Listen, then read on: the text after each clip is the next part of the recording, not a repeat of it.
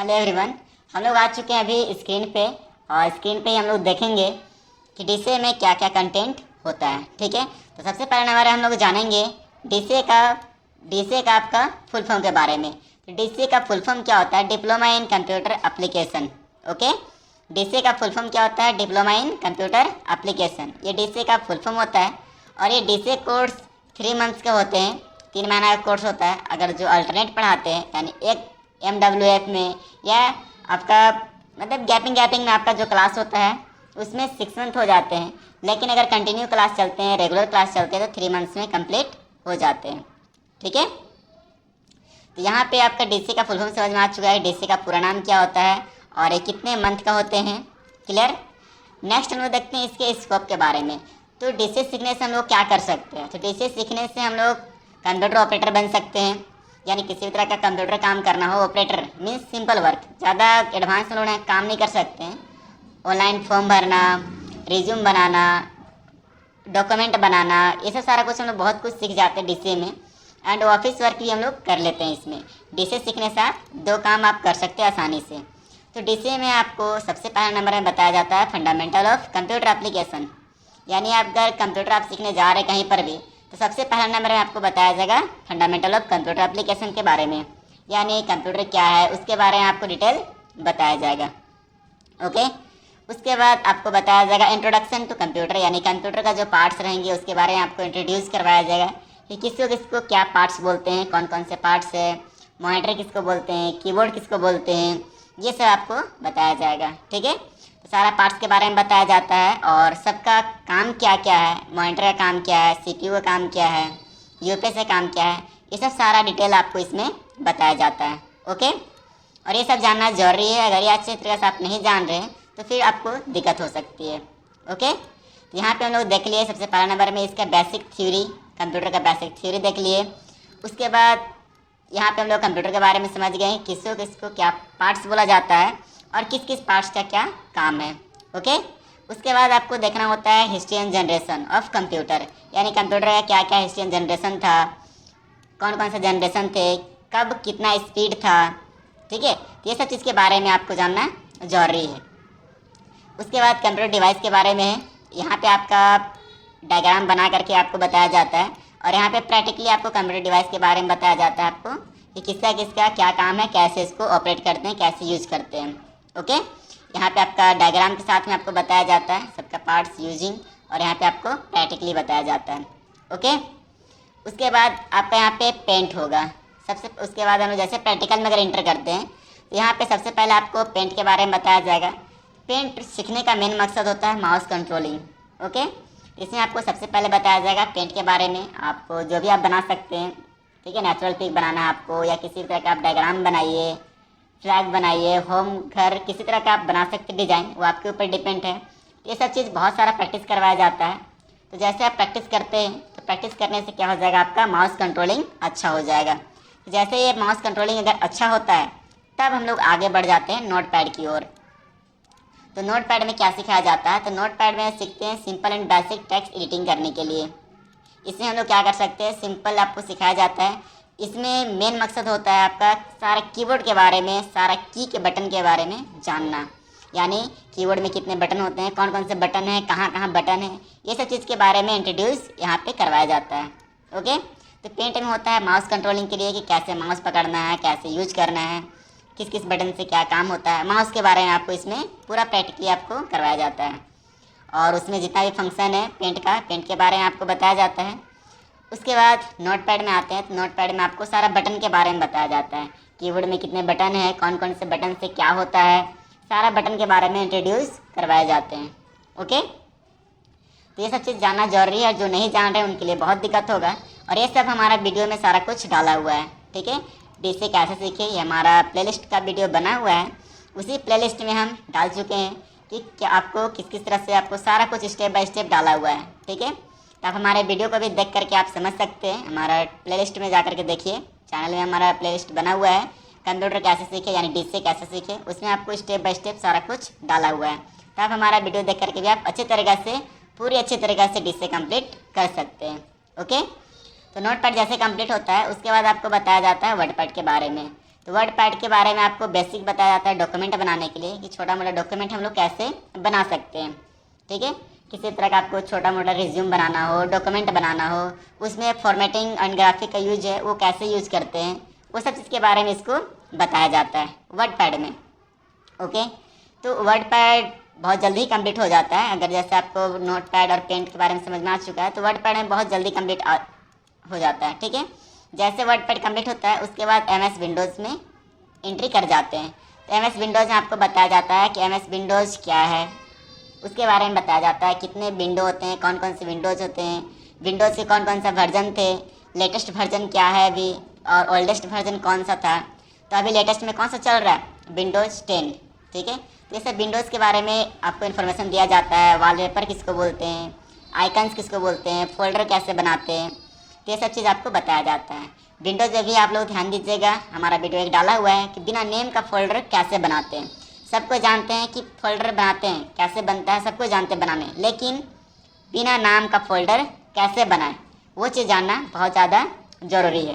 Okay, उसके बाद हम लोग आ जाते हैं MS ऑफिस पैकेज में। MS विंडोज़ बहुत लंबा है, इसको अच्छे तरीके से आप लोग कंप्लीट कर लीजिएगा। MS विंडोज़ के बारे में कौन कौन से विंडोज़ हैं, विंडोज़ से कौन कौन सा वर्जन है, स्क्रीन सेवर, पासवर्ड कैसे लगाना है, ये सब सारा चीज़ आपको इसमें बताया जाता है।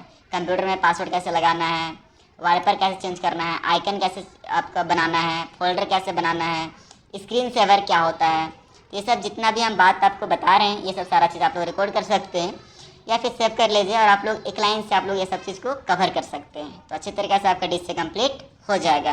ओके, जैसे MS विंडोज़ कंप्लीट होता है उसके बाद हम लोग आ जाएंगे MS ऑफिस पैकेज में। तो MS ऑफिस पैकेज में देखिए यहाँ पे 4 कंटेंट दिया हुआ है, MS word, MS excel, MS power point और MS एक्सेस। तो ये चारों के बारे में बताना इम्पॉर्टेंट होता है, ये सब चीज़ के बारे में जानना इम्पॉर्टेंट है।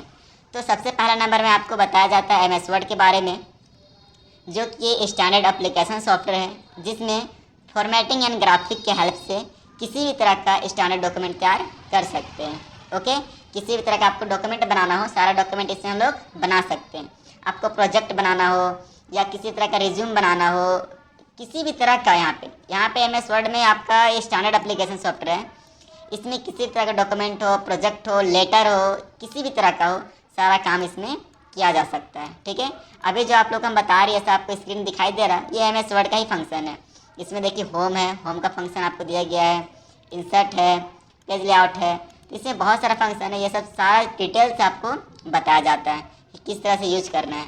अगर आप MS वर्ड अच्छी तरीके से आप सीख जाते हैं तो आप किसी भी तरह का डॉक्यूमेंट्स बना सकते हैं। ओके, जैसे MS वर्ड आपको अच्छे तरीके से कंप्लीट हो जाता है, कंप्लीट करने के बाद स्टार्ट होता है आपका MS एक्सेल।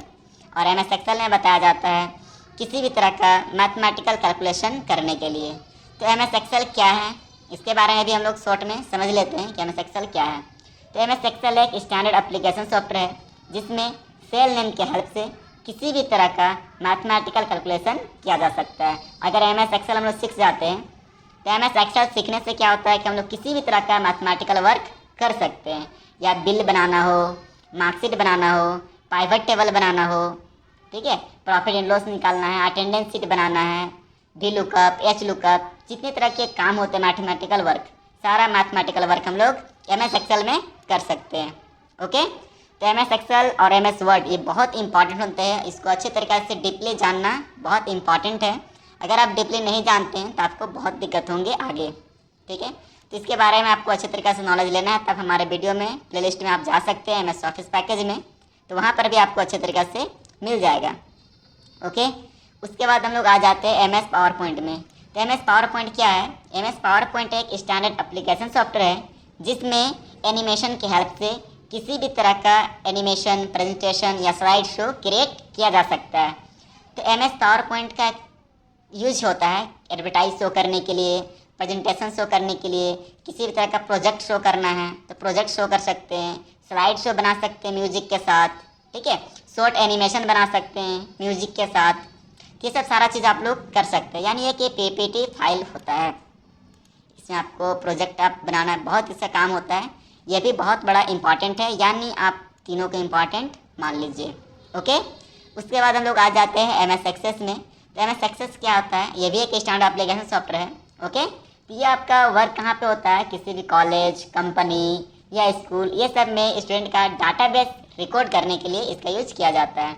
इसको और अदर नाम है, एम एस एक्सेस का दूसरा नाम बोला जाता है डाटाबेस मैनेजमेंट सिस्टम, जो कि इसमें रिकॉर्ड किया जाता है डाटा को कि कितना हमारा क्या क्या डिटेल है, क्या क्या डिटेल है। ये सब कॉलेज में काम होता है, स्कूल में काम होता है, कंपनी में काम होता है। इसमें हम लोग डाटा कैसे रिकॉर्ड करेंगे, जैसे कि एग्जांपल आपको हम बताते हैं। मान लीजिए हम कॉलेज में काम कर रहे हैं, ओके, तो कॉलेज में इसका एम एस एक्सेस का काम कैसे करेंगे। तो कॉलेज में होता क्या है कि बच्चा लोग का एडमिशन होता है, तो उसमें रिकॉर्ड करते हैं कि उसका नाम क्या है, फादर्स नेम क्या है, कौन सा कोर्स में एडमिशन लिया है, उसका फ़ी कितना है, ठीक है, उसका सेशन क्या है, उसका कॉन्टैक्ट नंबर, फ़ोटो, जो डॉक्यूमेंट जमा किया उस डॉक्यूमेंट को, यानी सारा रिकॉर्ड करना, यानी बायोडाटा के रूप में रिकॉर्ड करना एम एस एक्सेस का काम होता है, ठीक है। उसके बाद आपको जानना ज़रूरी है इंटरनेट के बारे में कि इंटरनेट क्या होता है, इंटरनेट का यूज़ क्या है, ठीक है, और किसको सर्च इंजन बोला जाता है, ब्राउज़र कौन कौन से हैं, ये सब चीज़ के बारे में जानना ज़रूरी है। इंटरनेट से हम लोग बहुत कुछ आप लोग यहाँ पे सीखना ज़्यादा ज़रूरी है। इंटरनेट में आपको मेल कैसे किया जाता है, ड्राइव क्या होता है, गूगल ड्राइव क्या होता है, मैप में क्या क्या फंक्शन है, यूट्यूब में क्या क्या फंक्शन है, ठीक है, हम लोग गूगल में क्या क्या काम कर सकते हैं। ये सब चीज़ अच्छे तरीके से आपको डीपली जानना जरूरी है, ओके। तो इंटरनेट भी बहुत बड़ा चीज़ होता है जिसमें आप हर कुछ काम सीख सकते हैं। ऑनलाइन फॉर्म भरना, साइज़ बड़ा छोटा करना, ऑनलाइन किसी चीज़ को सेंड करना, मेल करना, रिसीव करना, ये सब चीज़ आपको इंटरनेट के ज़रिए सिखाया जाता है। तो बेटर होगा कि आप अच्छे तरीके से आप सीखिए। तो आपको इस वीडियो में आपको पूरा जो हमारा चैनल है, इस चैनल में आपको पूरा मिल जाएगा डीसीए का कंटेंट। स्टेप बाय स्टेप आप देखिए, फॉलो कीजिए, लाइक कीजिए और शेयर कीजिए, बस उससे ज़्यादा आपको कुछ नहीं चाहिए। बस लाइक कीजिएगा तो मेरे को थोड़ा सा प्रोत्साहन मिलता है, तो प्रोत्साहन मिलता है, उससे मेरे को कुछ होने वाला नहीं है। बस मेरे को प्रोत्साहन मिलने के कारण और आप लोग को हम वीडियो देंगे, बस यही चीज़ है। तो इसमें आप लोग देखते हैं तो आप लोग को ज़्यादा इसमें बेनिफिट होता है, ओके। उसके बाद आपको बताया जाएगा विंडो मीडिया प्लेयर के बारे में।